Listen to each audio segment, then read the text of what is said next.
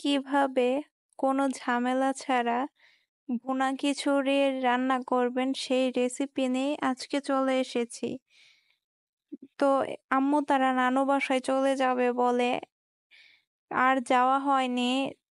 তো আজ আমি ঝটপট করে কিভাবে রান্না করলাম সেই রেসিপিটাই শেয়ার করব। তো হ্যালো এভরিওয়ান, আসসালামু আলাইকুম।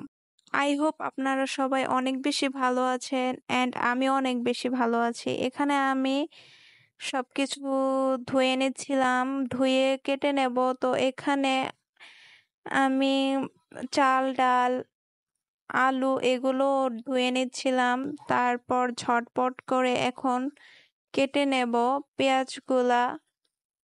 তারপর আমি রান্না বসাবো। তো এই যে দেখতে পাচ্ছেন আমি ঝটপট করে তাড়াহুড়া করে কেটে নিচ্ছিলাম।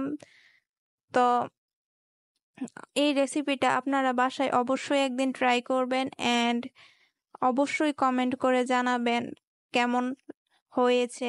আর আমার ব্লগটি আপনাদের কেমন লাগে অবশ্যই কমেন্ট করে জানাবেন। তো এখানে আমি সয়াবিন তেল দিয়ে রসুন দিয়ে দিয়েছি, আস্ত রসুন ছিলে দিয়ে দিয়েছি। তারপর এখানে পেঁয়াজ কুচিগুলো দিয়ে দিয়েছি, এখন ব্রাউন কালার করব।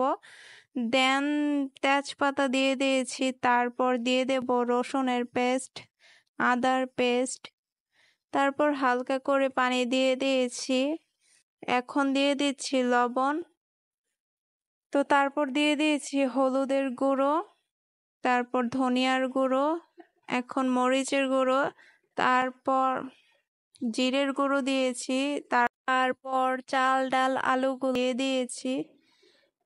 এখন আমি এখানে চাট মশলা অ্যাড করব, যার কারণে ভুনা খিচুড়ির স্মেলটা অনেক বেশি ভালো আসে অ্যান্ড অনেক বেশি মজা লাগে। তো এখানে পানি দিয়েছি, আমি একটু কষিয়ে নিয়েছিলাম অনেকক্ষণ, তারপর পানি অ্যাড করে এখানে দিয়ে দিয়েছি। এখন দেখুন যে আমার বলক আসার পর আমার খিচুড়িটা কত ভালো লাগছে দেখতে। দেন এগুলাকে অনেকক্ষণ আমি সিদ্ধ করে নিয়েছি আর পরিমাণ মতো পানি দিয়েছি। তো দেখতেই তো পারছেন অনেক লোভনীয় হয়েছে, খেতেও অনেক মজার হয়েছিল।